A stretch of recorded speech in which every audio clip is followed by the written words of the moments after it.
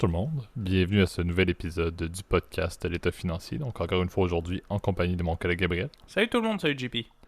Et pour ce nouvel épisode de la saison 4, là, on a fait le décompte avec Gab. Là, je vous l'avais dit dans le dernier épisode que j'avais perdu moi-même le fil du nombre d'épisodes où on était. Et une chance qu'on a regardé parce qu'aujourd'hui c'est le 99e, donc on aurait manqué probablement un milestone quand même assez significatif pour le podcast. Comme vous le savez, la saison 4 se termine là, après 26 épisodes, donc ça devrait se terminer, je crois, le lundi 27 juin qui s'en vient. Mais officiellement, le prochain, celui publié la semaine prochaine, sera notre centième. Donc, Gab, un pensez bien qu'on se fera peut-être un épisode spécial. Là. C'est quand même assez significatif pour le podcast. Là. Donc, on mousse un petit peu aujourd'hui, là, mais effectivement, on a rattrapé les plans à la dernière seconde là, grâce au petit rappel mental que je m'étais fait.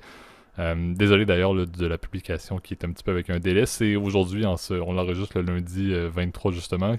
Au Canada, cette fête de la reine ou Victoria Day, dépendamment de si vous êtes plus sous la vision de l'Empire britannique, ou bien au Québec, ce qu'on appelle également la fête des patriotes, qui était, pour faire un petit cours d'histoire rapide, là, un petit peu nos révolutionnaires nationaux qui ont tenté de contrecarrer les plans de la couronne britannique, un peu comme nos voisins du sud, les Américains, ont fait. Bon, Gab, tu peux C'est intervenir. là où je vais un peu rire, mais bon, ça a pas duré très longtemps. Hein. Ça n'a pas très bien fonctionné, mais c'est quand même important de se rappeler. Mais tout ça pour dire, c'est pour nos auditeurs français, là, c'est quand même l'ironie de cette journée couramment, là, un congé férié du mois de mai, mais qui d'un côté est pour la couronne britannique et de l'autre côté est pour les Canadiens français qui se battaient un peu contre la couronne. Bref, tout ça pour dire que ça explique pourquoi on a un petit délai. On était en férié aujourd'hui, Gab et moi. Mais on vous a quand même concocté un épisode assez intéressant, là, donc deux au son de la cloche, deux sujets proposés par Gab d'ailleurs, et on dirait qu'en cette prémisse justement là, du centième épisode, on revient dans nos épisodes forts de la saison 1 avec ce qui peut s'apparenter à être deux scandales, un très canadien, très québécois et un au niveau de la France, là, donc on y va avec un retour aux sources. Mais étant donné que ça va concerner certaines compagnies qui sont listées, je vais te laisser Gab faire le disclaimer de début d'épisode. Ouais, disclaimer qui va s'appliquer aussi, en fait, pour les deux segments. D'ailleurs, je vais faire une petite modification aujourd'hui. Je dirais, c'est sûr que pour la première période, n'oubliez pas tout ce qu'on vous parle. Vous le savez bien dans le podcast, il ne s'agit que de notre opinion personnelle. Il ne s'agit pas d'une recommandation officielle de placement.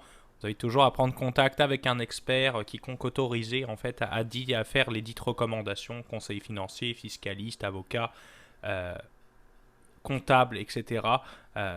Quiconque donc autorisé dans là où vous vous trouvez pour effectuer les dites recommandations, lui ou elle seule sera en mesure de pouvoir déterminer avec vous le meilleur placement disponible pour votre profil d'investisseur.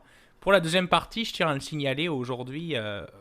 Aujourd'hui, on va parler aussi d'une autre compagnie qui est un peu controversée. Le but étant d'avoir un objet, on va avoir en tout cas un avis, comment dire, objectif. Le but, c'est pas évidemment de critiquer quoi que ce soit. On va parler que des faits puis des choses qui sont sourcées dans la presse courante. Là, donc, ça ne sert à rien de s'énerver sur les réseaux sociaux à aller dire ah c'est tous des pourris, etc. Euh, c'est des choses qui arrivent, je veux dire. Bon, pour le moment, il y a des enquêtes qui sont en cours et on présume évidemment la présomption d'innocence. Pour le moment, on va se on va toujours utiliser le conditionnel quand on va évidemment parler de cette affaire parce que pour le moment il n'y a pas de jugement ou quoi que ce soit ou même de délibération. Pour le moment ce sont des accusations qui ont une très forte suspicion évidemment de culpabilité, mais évidemment c'est pas encore évidemment définitif. Voilà. Super. Donc, merci Gab pour le disclaimer. Donc, dans le fond... Désolé Oui. aux passants de mettre un peu emmêlé les pinceaux, c'est pas facile. Non, effectivement, mais c'est un bon point de le soulever. Et puis, comme on l'a dit, dès qu'on parle de scandale, il y a souvent effectivement les aspects juridiques qu'on survole très brièvement, mais que effectivement le podcast n'est pas là pour prendre une position lorsque tout le monde, comme tu l'as dit, est toujours innocent sous preuve du contraire. Donc, lançons en force avec le premier au son de la cloche. Parfait. Donc, comme on vous l'a dit, là, un petit peu le scandale numéro un de l'épisode qui est très, très montréalais, on se le cachera pas. On veut parler de Lightspeed et de Spruce Point Capital. Donc, je vais faire une petite introduction puis je te passerai la balle par la suite. Là, mais Lightspeed, pour ceux qui ne le connaissent pas, c'est une compagnie qui a été fondée en 2005 là, par Dax Da Silva, qui est un un CEO là, un petit peu controversé à ses heures, mais un CEO qui a quand même lancé une compagnie qui fonctionnait très bien, qui fonctionne encore à un certain point très bien, mais on va en parler plus dans la suite de l'épisode. Cette compagnie-là là, œuvre surtout dans l'industrie ils appellent ça des POS, là, mais c'est les points de service ou un petit peu les technologies là, de caisse enregistreuse, entre guillemets, là, pour les commerces, également un peu dans le commerce en ligne. C'est social à Montréal. A eu 2 IPO, donc un listing à Toronto là, sur le Toronto Stock Exchange en 2019 et sur le New York Stock Exchange aux États-Unis en 2020. On parle, selon ce qui est mentionné, et je fais une petite prémisse justement de ce qu'on va parler sous peu, mais on parle de 150 000 clients plus dans dans une centaine de pays également à travers le monde. De l'autre côté, Spruce Point Capital, c'est effectivement là, une compagnie de management. Je pense qu'ils sont basés aux États-Unis. Peut-être New York, mais je m'avance, Gab, corrige-moi au besoin. Fondée en 2009 par Ben Axler.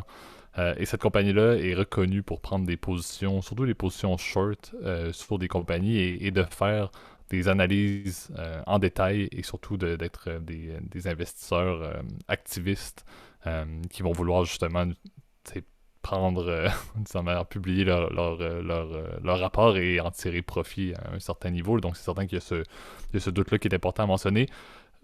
Toute l'histoire entre Lightspeed et Spruce Point Capital découle justement d'une prise de position short de Spruce sur Lightspeed et la publication là, autour de, je pense que c'était 2021, je crois. Ouais, ça avait commencé, je crois, à l'automne Oui, 2021. c'était le 29 septembre 2021, effectivement, là, que le rapport est sorti. Puis je vais te laisser Gab en parler un petit peu plus, mais à la sortie du rapport qui était quand même accablant là, avec plusieurs faits, dans la logique justement de la discussion de présomption d'innocence qu'on ne va pas prouver présentement, là, mais le stock avait perdu, je pense, 11% à la journée de publication. Du titre, on parlait à l'époque là, de Lightspeed qui tournait là, dans les 165,87 dollars canadiens et ou US. Mais c'était pas. Donc je pense que c'est du canadien sur celui-ci, on parlait du Toronto. Présentement, je pense que c'est dans du 28-30 dollars à peu près là, par action là, Exact. en date toute récente de la dernière fermeture des marchés. Donc on se retrouve là avec encore une fois un effet quand même assez notoire. Et Gab, tu prends en parler un petit peu plus, c'est certain qu'il faut noter, puis ça c'est juste le dernier astérisque que je veux mettre. Oui, Spruce Point Capital a eu un impact important sur le titre, mais il faut quand même parler de la pandémie. Ça, c'est un petit alinéa qu'il faut faire. La pandémie a un impact quand même assez drastique sur la croissance de Lightspeed. Donc, oui, ce que Gab, tu vas pouvoir introduire est notoire, a eu un impact et a encore un impact à ce jour. Mais il faut noter aussi la pandémie plus largement dans le fait que le titre a perdu de ses ailes d'une certaine manière depuis son IPO. Exact. Bah après, c'est ça qui est assez rigolo, en tout cas avec ce cas-là, c'est que déjà, premièrement, je me tire un peu une balle dans le pied, puisque c'était Lightspeed, vous vous souvenez, il y a, je pense, à 1 an et demi, un des stocks que je disais que je trouvais intéressant, qu'il fallait suivre.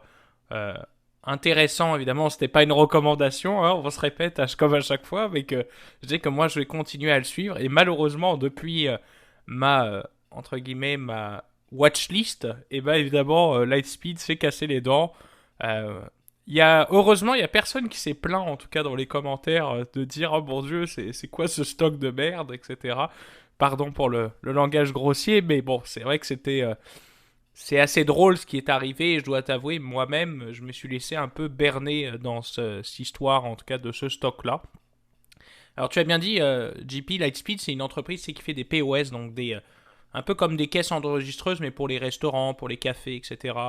Souvent, en fait, c'est-à-dire que tu peux prendre des commandes sur le logiciel. C'est comme une tablette sur laquelle tu peux connecter, par exemple, ton compte Uber Eats ou ton compte, par exemple, Skip the Dishes ou toutes les plateformes, en gros, qui existent.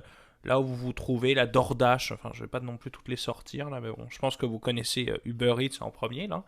Et l'intérêt c'est que ça centralise tout, ça centralise la comptabilité, les ventes, etc., les dashboards, ça peut même servir aussi de poinçonneuse pour les employés, tu vois, pour quand ils arrivent et quand ils sortent, un peu comme le truc c'est qui vérifie que tu arrives bien au travail, là, tu vois. Et bref, ce système-là était assez innovant et je te dirais, il continue à être très innovant. Je trouve que Lightspeed fait un produit qui est évidemment très beau et très, très intéressant, comparable à ce que font fait par exemple Square, par exemple avec leur Square Terminal ou leurs autres produits, j'en ai parlé plein de fois là, que j'adorais cette compagnie-là et que je la suivais évidemment.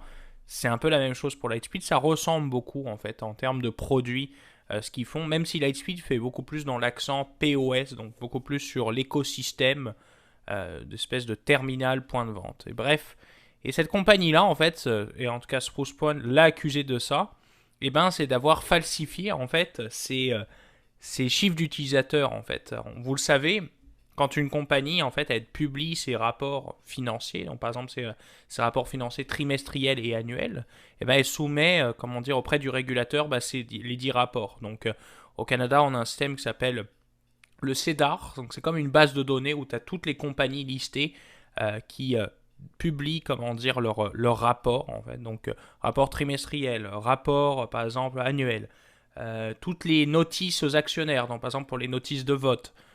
Il y a la même chose aux États-Unis, ça s'appelle Edgar, et dans lequel tu envoies des formulaires. Donc tu as le plus connu, c'est le 10K, donc qui est le rapport annuel, le 10Q, c'est le rapport trimestriel, etc. Et ça, dans ces données-là, c'est sûr que tu es obligé de donner normalement la vérité, tu as des chiffres tangibles à travers deux types de métriques. Tu as ce qu'on appelle les métriques, on va dire, financières de base, donc par exemple les revenus, les dépenses, etc. Ça, suit des standards comptables. Par exemple, aux États-Unis, c'est les standards GAAP, donc les principes comptables généralement acceptés. Et du côté canadien, c'est les IFRS, donc c'est les normes financières internationales qui sont utilisées d'ailleurs dans la plupart des pays du monde. D'ailleurs, les deux, GAAP et IFRS, se ressemblent beaucoup à peu de choses, à quelques points précis que je ne vais pas parler parce que sinon je ferai une vidéo ou un épisode au complet, puis ce serait très ennuyeux, là, honnêtement, même si je trouve ça intéressant au demeurant.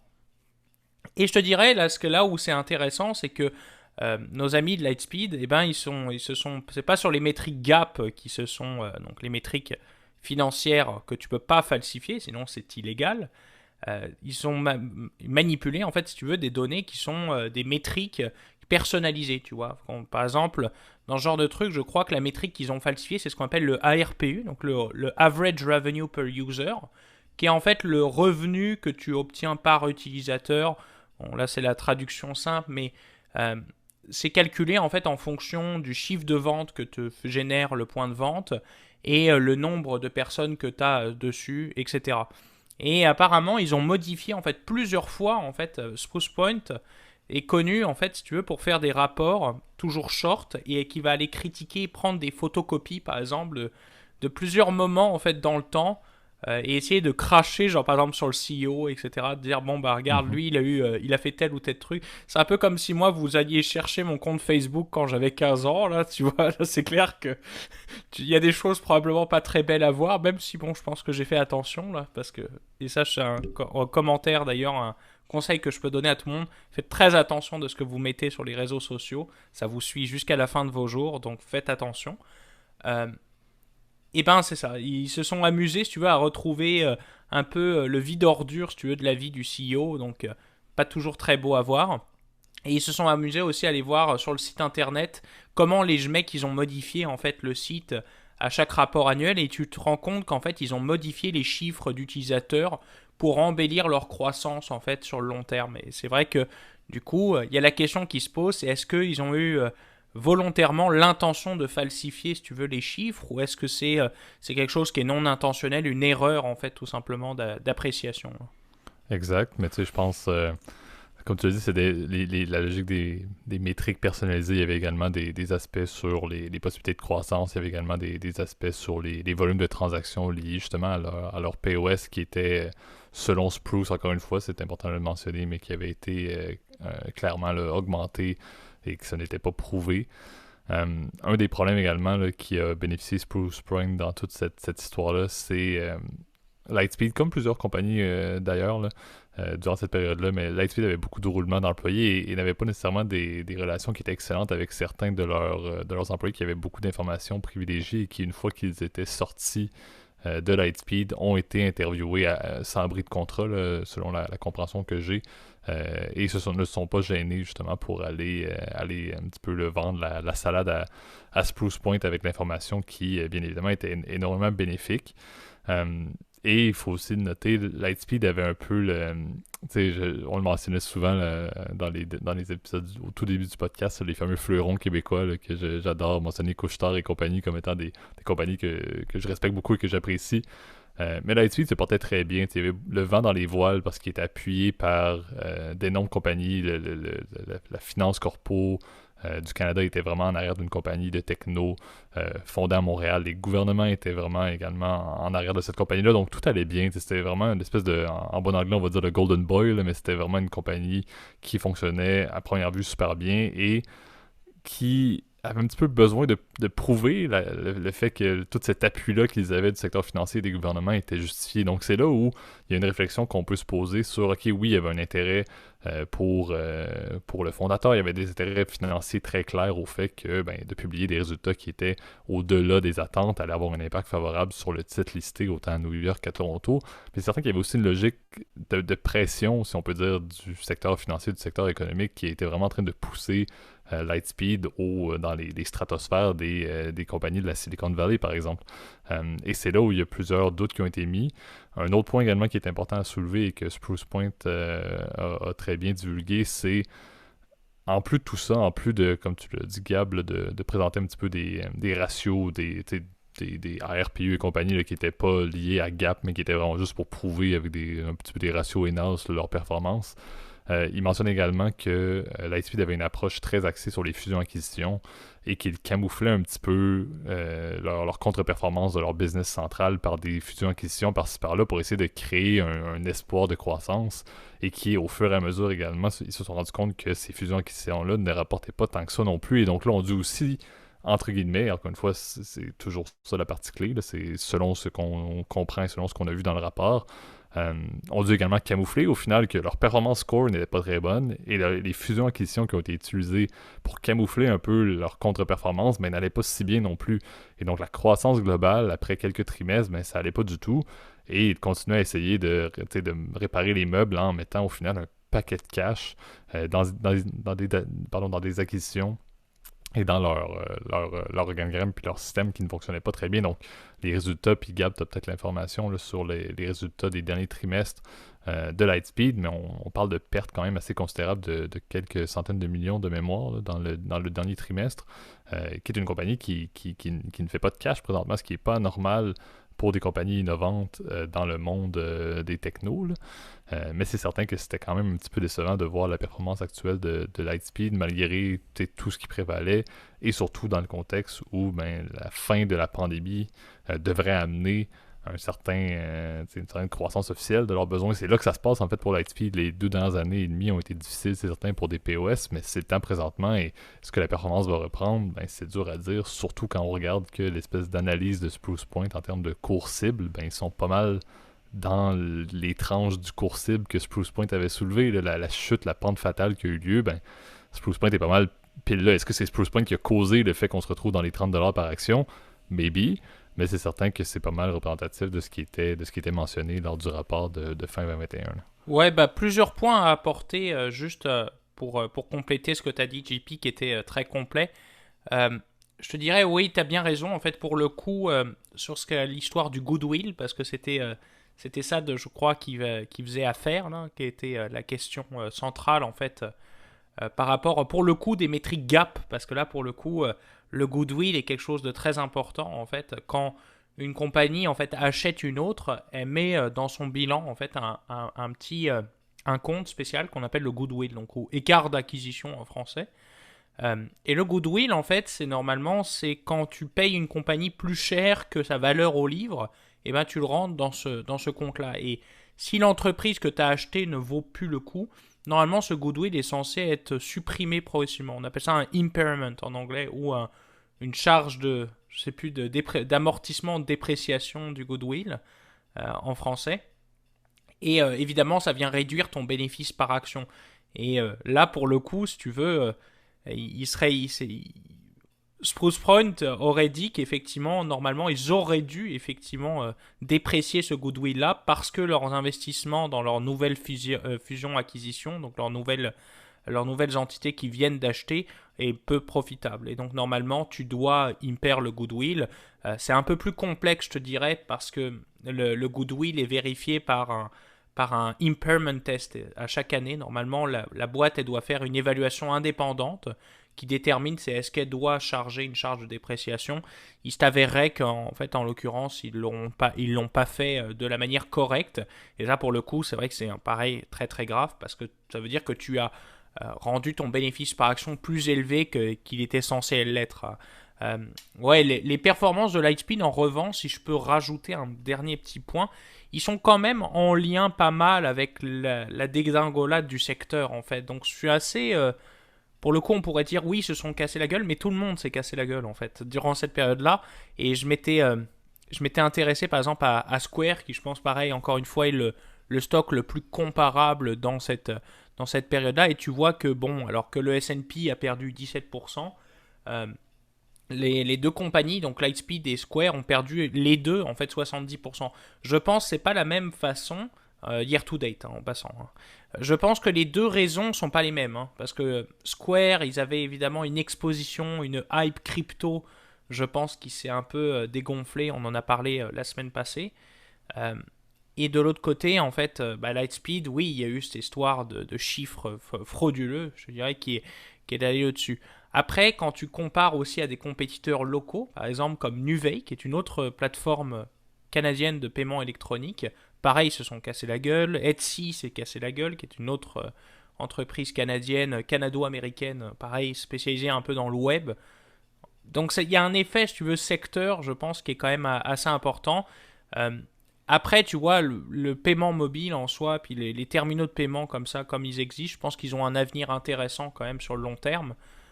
Moi, je le vois, tu vois, vous le savez, j'étais en vacances il y a quelques semaines en France, mais j'étais très surpris de voir maintenant mes grands-parents qui sortent quasiment plus leur porte-monnaie avec des pièces, tu vois.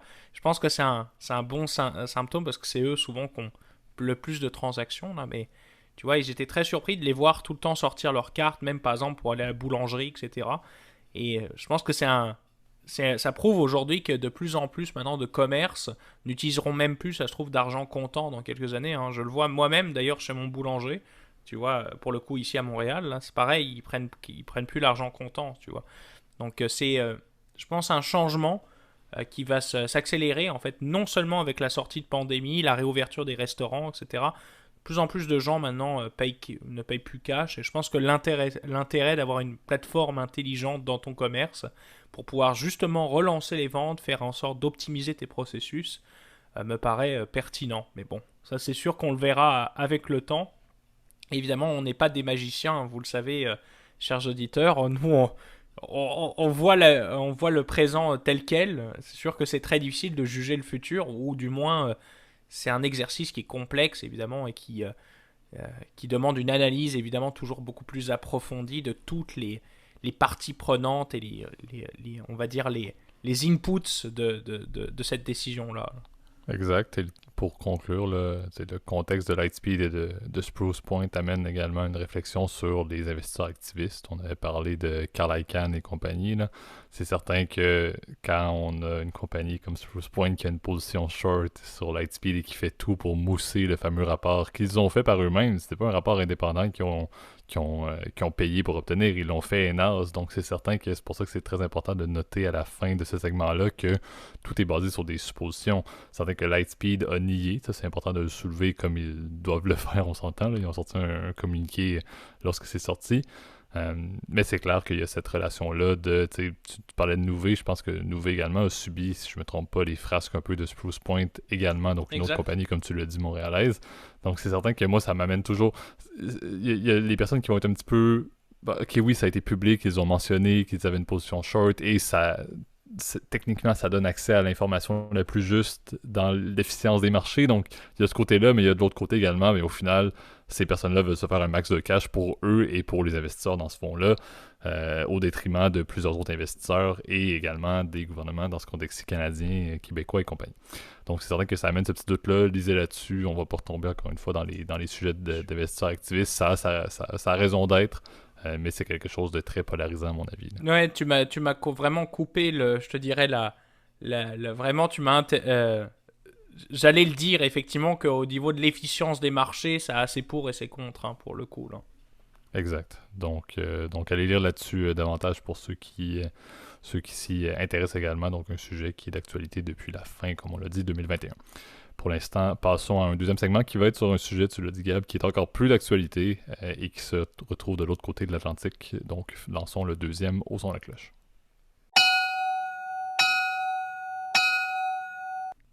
Parfait. Donc, deuxième partie, encore une fois, deuxième scandale. Donc, le scandale McKinsey cette fois-ci. Qui est fortement corrélé là, avec...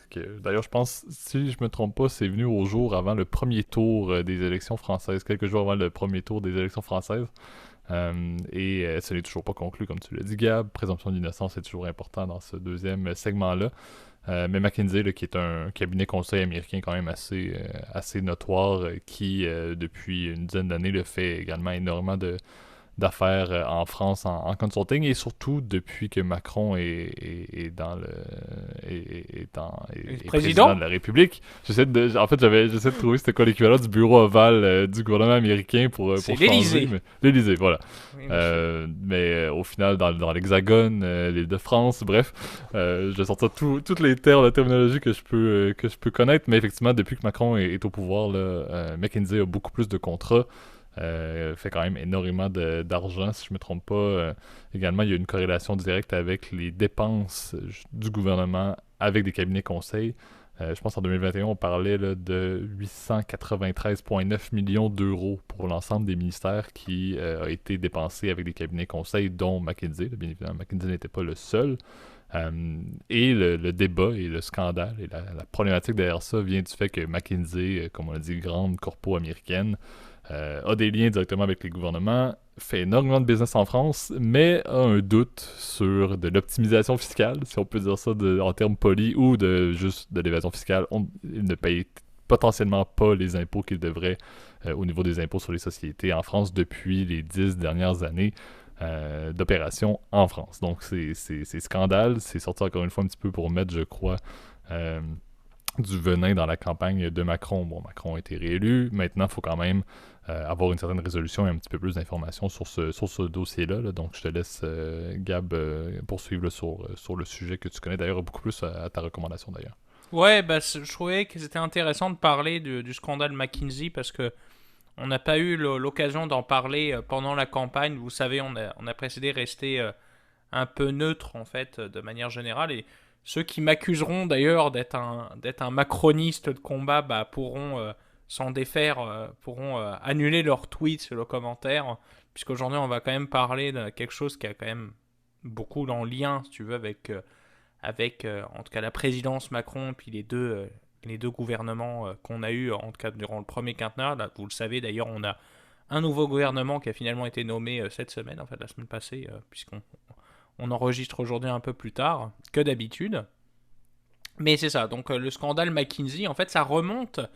Je pense que l'étincelle, si tu veux, qui a fait remonter en fait pas mal l'affaire, en fait, c'est durant le Covid, en fait, le gouvernement a dépensé plusieurs centaines de millions d'euros, en fait, pour de faire appel à des consultants externes. C'est une pratique qui est quand même assez courante, même aujourd'hui dans les entreprises. Hein, vous le savez, les quatre grands cabinets du Big Four, donc EY, KPMG, PwC et Deloitte, évidemment, sont très connus. Et il y a aussi les fameux BBM, donc avec Bain, Boston Consulting Group et évidemment McKinsey. Et ce sont des compagnies qui sont, si tu veux, spécialisées dans plein de domaines. Hein. Tu peux les appeler pour plein de choses. Et aujourd'hui, toutes les entreprises qu'on connaît aujourd'hui font appel à des consultants sur des sujets très variés, hein, mais bon, les gouvernements aussi.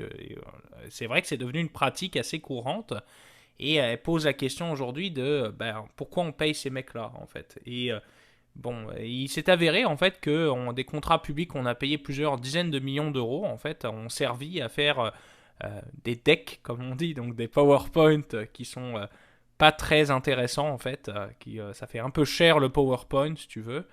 Et on a payé ça, évidemment, une fortune. Et deuxième problème, c'est qu'après avoir une commission, si tu veux, parlementaire qui avait été nommée, je pense, justement, sur les activités de McKinsey en France, il s'est avéré qu'en fait, qu'ils ont menti, en fait, sur serment, en fait, ils ont menti sur la situation, la situation fiscale du groupe. Et il s'avérait qu'en fait, le McKinsey n'a payé aucun euro en fait d'impôt sur les sociétés en fait en France. Et il s'avérait que ils ont même une régularisation depuis plusieurs années et plusieurs problèmes avec Bercy, donc le ministère des Finances, justement sur la situation fiscale, si tu veux, du groupe.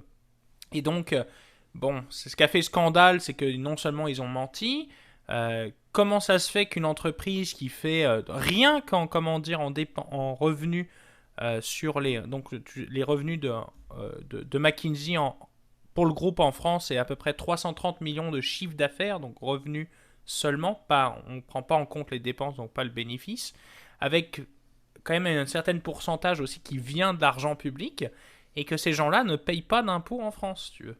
Alors évidemment, ils se diront, bon, bah, nous, on a fait de l'optimisation fiscale, mais c'est vrai qu'en période électorale, ça fait pas bon feu, ça fait pas bonne presse.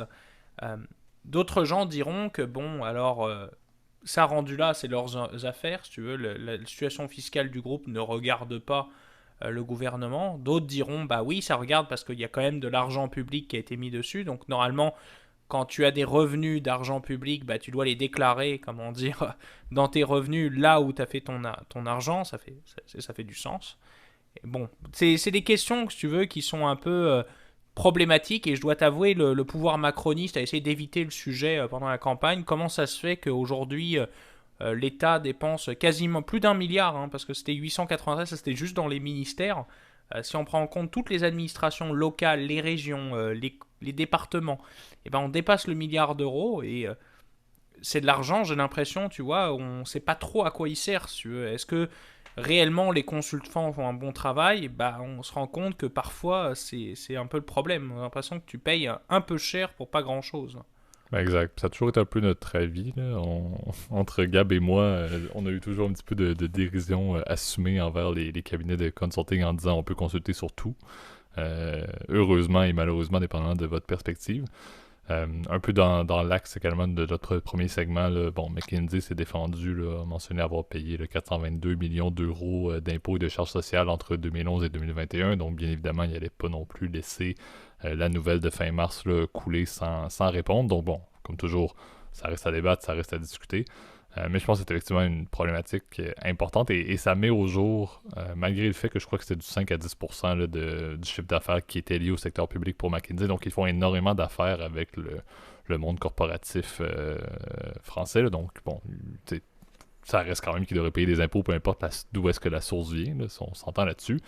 Mais c'est certain que la problématique supplémentaire au-delà de cela, c'est le gouvernement, avec le fait que c'est assez drastique la croissance de l'utilisation de cabinets de consulting dans les dernières années, je pense que c'est important effectivement de savoir avec qui ils font affaire et surtout de s'assurer que ces compagnies-là retournent leur dû fiscal envers le pays, surtout quand c'est des compagnies en plus qui sont américaines ou internationales. Je pense que ça amène un débat quand même sociétal qui peut être majeur. Encore une fois, quand le service offert est encore une fois à justifier parce qu'on ne sait pas les bénéfices réels et qu'en plus de ça, cette compagnie étrangère-là ne contribue pas en retour. Je pense qu'il y a une problématique et je riais, quelqu'un avait écrit là, le fait que McKinsey se justifiait presque d'avoir payé des impôts en disant que les salaires qui avaient été versés à des employés français, eux, ils avaient payé des impôts sur leurs revenus personnels. Donc, c'est un petit peu l'ironie, là. Les chiffres de McKinsey sur nos dus fiscaux ont été payés, en fait, juste sur les salaires qu'on a versés. Pierre-Paul a payé ses impôts, donc on est correct, on est juste, on s'entend que c'est pas comme ça que ça fonctionne, là, mais certains disaient que les chiffres étaient peut-être biaisés avec littéralement les charges fiscales des employés. Donc ça, on espère que c'est pas le cas, mais je pense qu'il y a encore beaucoup d'eau à couler sous les ponts avant qu'on ait l'information globale. Et moi, ce que ça me rappelle, c'est que si on ramène ça de notre côté de l'Atlantique ici, mais ça me rappelle aussi que c'est sûr que c'est un problème similaire avec les cabinets de consulting et tout gouvernement à l'échelle internationale. Donc c'est un doute et encore une fois, je suis biaisé par le fait que bon, le consulting, j'ai encore des preuves à me faire moi-même avant d'avoir une opinion favorable là-dessus.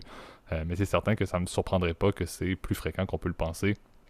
Ce genre de pratique-là déloyale et que le fait qu'ils ont une main au gouvernement, malheureusement, ça tombe un petit peu sous le tapis et ça devrait pas être le cas.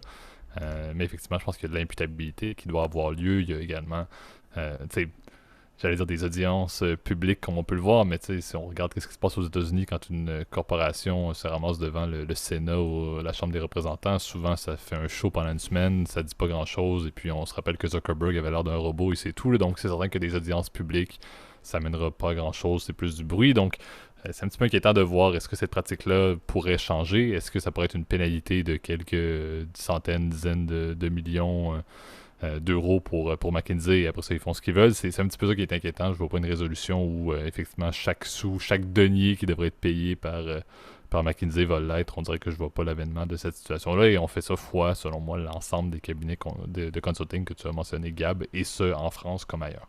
Ouais, et puis après, bon, c'est sûr que si tu compares des pommes avec des pommes, bah, les dépenses de consulting, on l'a dit, c'est à peu près 1 milliard d'euros. Faut savoir que le budget du gouvernement français, c'est 890 milliards d'euros. Donc, on va dire, c'est un peu une aiguille dans une botte de foin.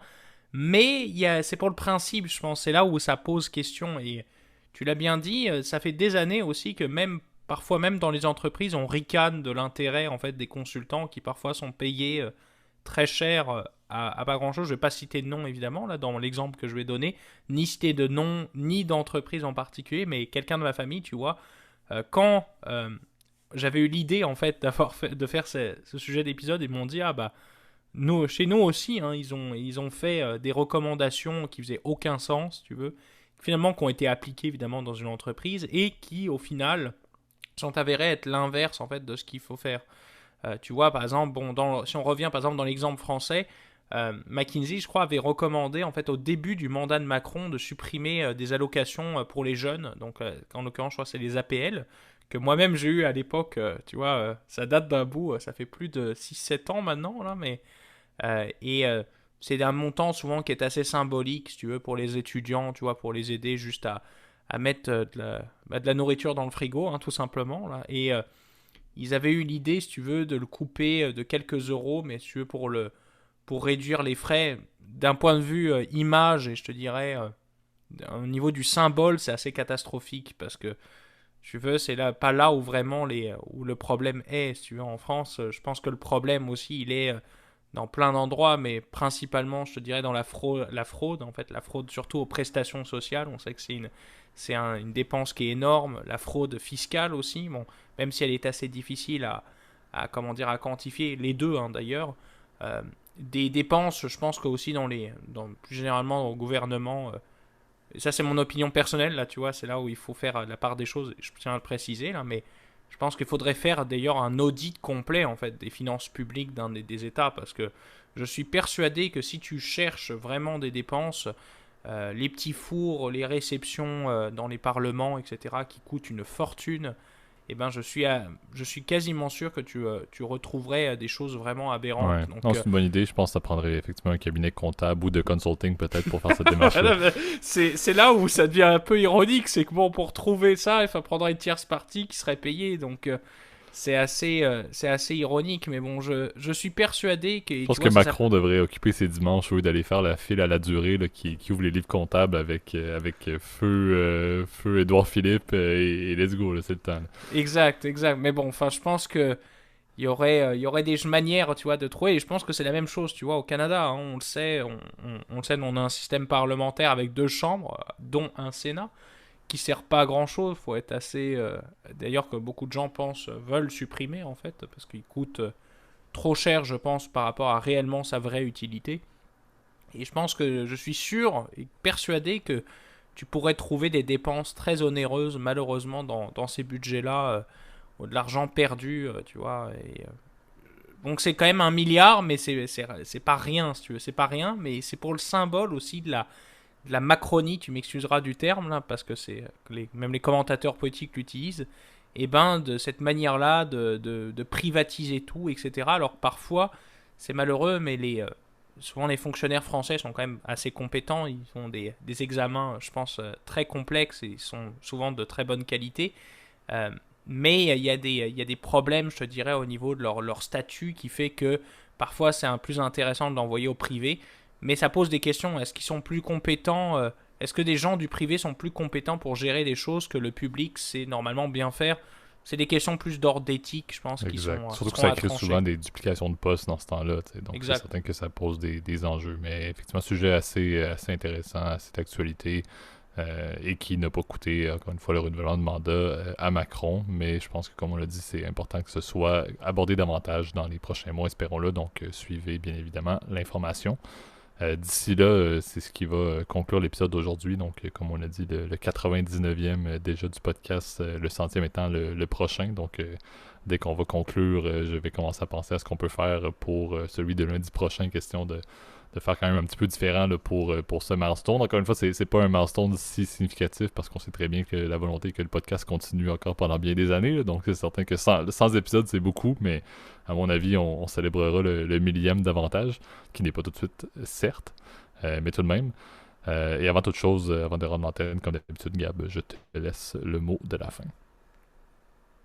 N'oubliez pas de partager notre contenu si ça vous a plu, à mettre un petit like, un petit commentaire sur la page YouTube. C'est la meilleure façon, je te dirais, de rentrer avec nous en communication. Vous le savez, chers auditeurs. Donc, vous le savez, donc sur les plateformes audio, on est toujours disponible.